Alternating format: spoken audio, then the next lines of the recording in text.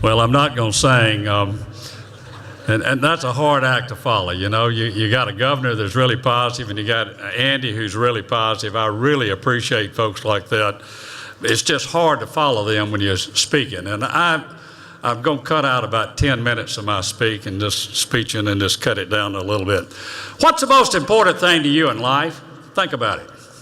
Other than family and church and country, probably fire trucks. You got to think about this now. If you don't have fire trucks, you know what's going to happen to you? Your insurance rates are going to double. You need to think about that. So I say thank you to the legislatures, to the lieutenant governor, and to the speaker for finally funding our rural fire truck program and keeping insurance rates low. Thank you for what you've done. We were able to get Tate Reeves, when he was lieutenant governor, to approve a bond bill for us to expand a dormitory that we'd worked on at the State Fire Academy. We're doing a lot of great things there. This dormitory, we hope, will be completed in January or February.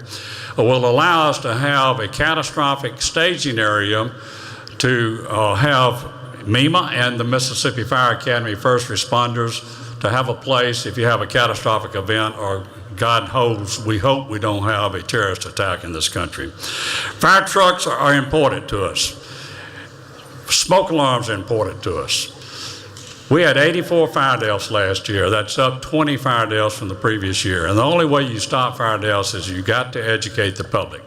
That's a tragedy. That's a lot of deaths. We spend billions of dollars trying to save Americans overseas, 1 or 2 people at a time. We do very little to try to protect people from fire deaths. Inflation is up, and reinsurance has increased. That affects everybody in the room. I was at a conference in New Orleans the last 3 or 4 days, and I looked at our sister state and our other sister state to the west of them, that's Texas and Louisiana, and to the east I look at Florida. Louisiana had a 63% increase in the Citizens Plan. Texas is in deep trouble. Florida has 2 million policyholders that are subprime. The mortgage companies will not accept. And Mississippi has escaped that.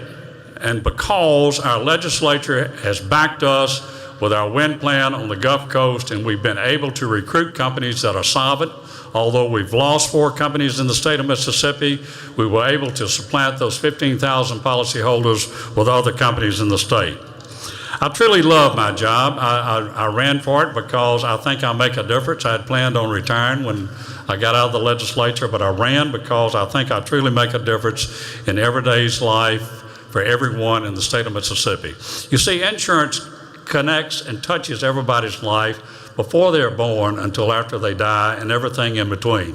Think about it: prenatal care, burial insurance if you need it, and that's another subject I could speak for weeks on.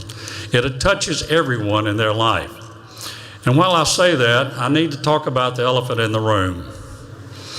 The elephant in the room is the problem that we're having with the University of Mississippi Medical Center and Blue Cross Blue Shield. Last night I came home, I had a long day, had a board meeting with the state health plan. We were having to look at probably a 6 or 7% increase, and I know that doesn't sound good to teachers who just got a pay raise. I left the state, went over to Meridian, spoke to the Rotary Club. Poor Lloyd Gray has to listen to me twice today. And came back.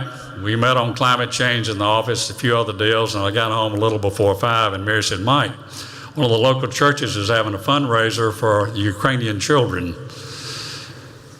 Would you like to go?" And I said, "Mary, I really would. I have sympathy for the children of Ukraine and what's happening to them, but I really wish we'd have some fundraisers for the children in Mississippi, especially those that the University of Mississippi is not seeing at their facility." It's infallible to me that we have a university backed by an IHL board that would kick out 750,000 people out of their facility.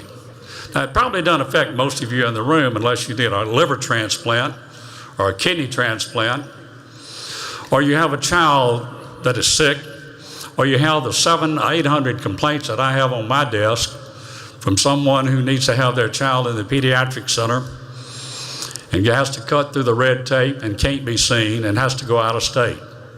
Both parties in this dispute are wrong. Both parties are wrong. The university is asking too much in money. Blue Cross Blue Shield can give more. They're just hard-headed elephants. You know what happens when elephants fight? Ants get stomped, and we're the ants that get stomped. They're wrong.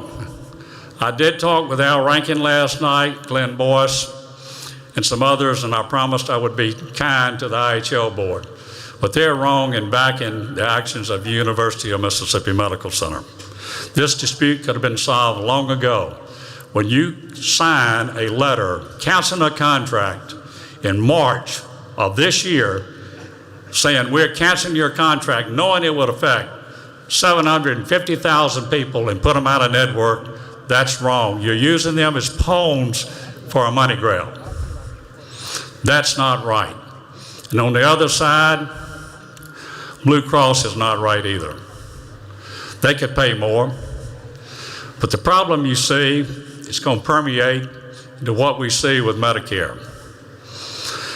I'm privy to some information that I really debated about sharing with you, but I've received notice that the university has now put on notice one of the managed care programs with Medicare that if they do not get a 15% increase from that carrier, they possibly will remove 100,000 children and Medicare recipients from the rolls December the 31st of this year. Folks, that's wrong. We can do better than that. I hate to be negative when we've had a governor who's been positive, an ag commissioner who's been positive. But this problem's got to be solved. It's got to be solved by tomorrow night. Why? Because open enrollment is up, and if we do not have networks for those people to go to, what do you think the employers of this state are going to do? Would you locate in a state where you do not have access to health care? I don't think you would. Do a little praying with me and pray that we will solve this problem, and do it by late tomorrow night. Thank y'all for letting me be here. God bless you. God bless the great state of Mississippi.